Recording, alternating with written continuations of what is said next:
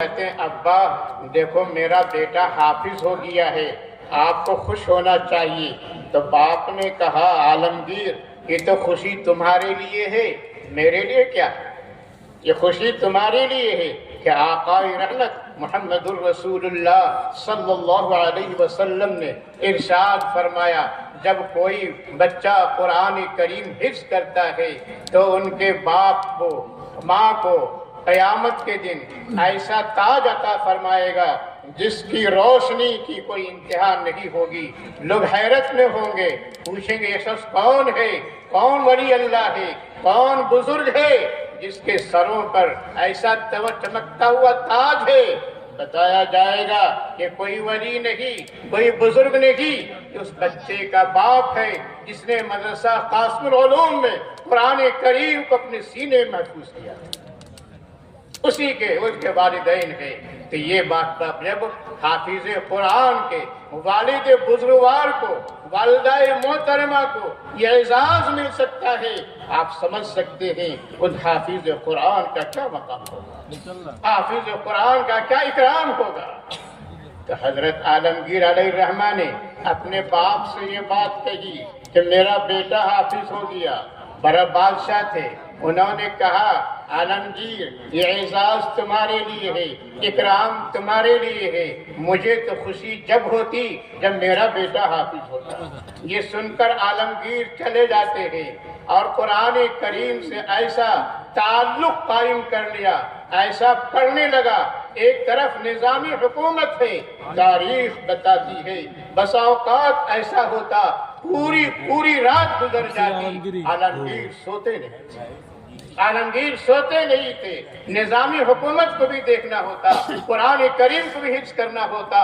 میں نے وہ مقام دیکھا ہے اورنگ آباد جا کر کہ جہاں وہ بیٹھ کر قرآن کریم لکھتے تھے، قرآن کریم بیٹھ کر وہ یاد کرتے تھے، کیونکہ بادشاہ ہونے کے باوجود شاہی خزانے سے کھاتے نہیں تھے، شاہی خزانے سے کھاتے نہیں تھے، اپنی محنت اپنی مشقت کی کمائی سے کھاتے تھے، قرآن کریم لکھتے تھے اور لکھ کر لوگوں کو دیا کرتے تھے، اس کا جو ہدیہ ملتا تھا اسی سے کھانا پینا کرتے تھے۔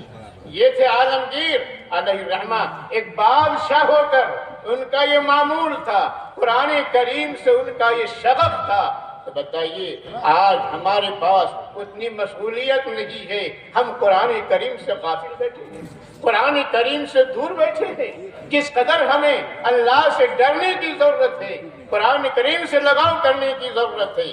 نتیجہ یہ ہوا وہی عالمگیر علیہ الرحمہ 6 مہینے میں قرآن کریم یاد کر لیتے ہیں، اپنے سینے میں قرآن کریم کو محفوظ کر لیتے ہیں۔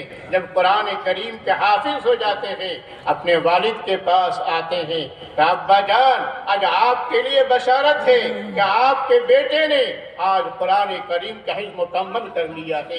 بادشاہ کو بڑی خوشی ہوئی، باپ کو بڑی خوشی ہوئی، بیٹے کو سینے سے لگایا اور کہا کہ بیٹا آج تم نے میرے سر کو فخر سے اونچا کر دیا ہے، مجھے بھی اس بات کا احساس حاصل ہو گیا، میں آج حافظ قرآن کا باپ ہوں۔ معلوم یہ ہوا عالمگیر علیہ الرحمہ نے 6 مہینے میں قرآن کریم حفظ کر کے اپنے والد کو خوش کر دیا۔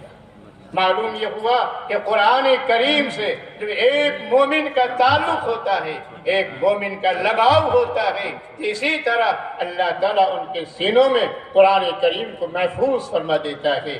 بزرگان محترم آج ہمیں بھی قرآن کریم سے اسی طرح شوق رکھنے کی ضرورت ہے، قرآن کریم سے محبت رکھنے کی ضرورت ہے، قرآن کریم سیکھنے کی ضرورت ہے، قرآن کریم پڑھنے کی ضرورت ہے۔ یہی وجہ ہے کہ یہ کتاب، کیا اس کتاب کا نام قرآن ہے کہ یہ قرآن کا ایک معجزہ ہے۔ جب آدمی قرآن پڑھتے ہیں ایک دوسرے سے محبت پیدا ہو جاتی ہے، دوسرے لگاؤ پیدا ہو جاتا ہے، دوسرے محبت پیدا ہو جاتی ہے۔ اس کتاب کا نام فرقان ہے، یہ کتاب حق اور باطل کو فرق کر دیتی ہے، یہ حق ہے یہ باطل ہے، حق باطل کے درمیان فرق کرنے والی کتاب ہے۔ اللہ رب العزت نے اس کتاب کو اندر یہ اعجاز رکھا ہے، یہ معجزہ رکھا ہے۔ معلوم یہ ہوا کہ اللہ نے اس کتاب کے اندر ہر چیز رکھی، نعمت دنیا بھی ہے، نعمت اخروی بھی ہے۔ آپ اس کتاب کو حاصل کر کے دیکھیے، پڑھ کے دیکھیے، انشاءاللہ دنیا بھی عظمت ملے گی، عزت ملے گی، اور آخرت میں بھی عزت اور اکرام ہمارے لیے مقدر ہے۔